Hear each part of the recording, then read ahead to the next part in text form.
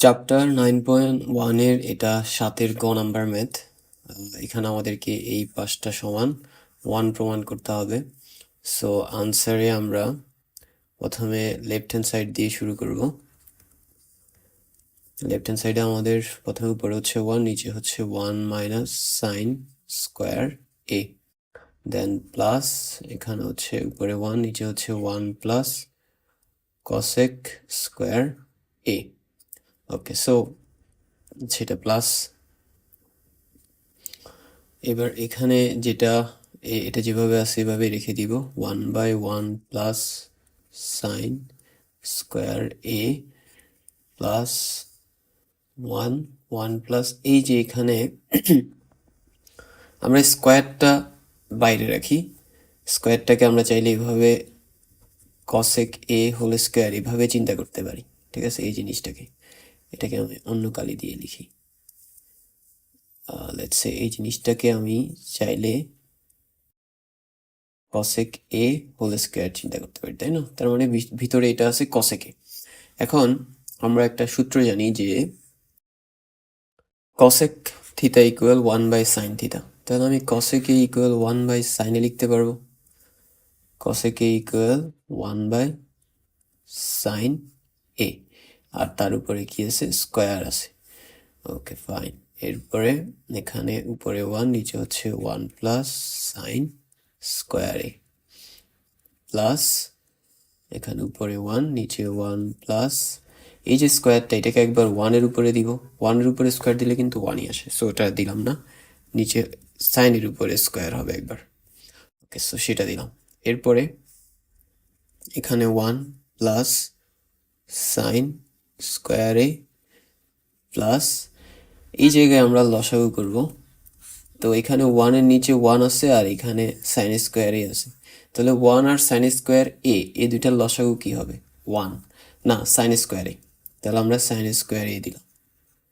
ওকে, এরপরে হচ্ছে হর দ্বারা ভাগ লব দ্বারা গুণ। এটার নিচে যে 1 আছে সেই 1 দিয়ে সাইন স্কোয়ার এ কে ভাগ করলে কি আসবে? সাইন স্কোয়ার এ আসবে। সেই সাইন স্কোয়ার এ দিয়ে 1-কে গুণ করলে সাইন স্কোয়ার এ আসবে।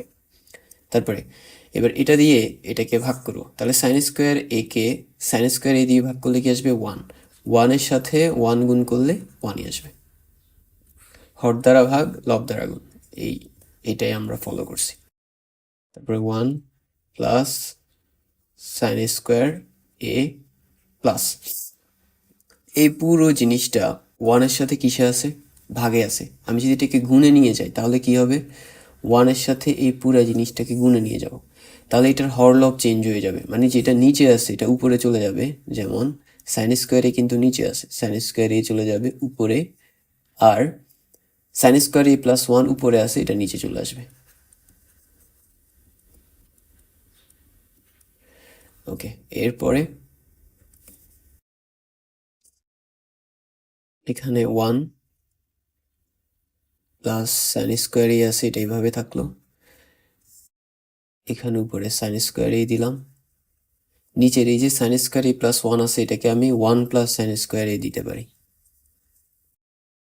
দেন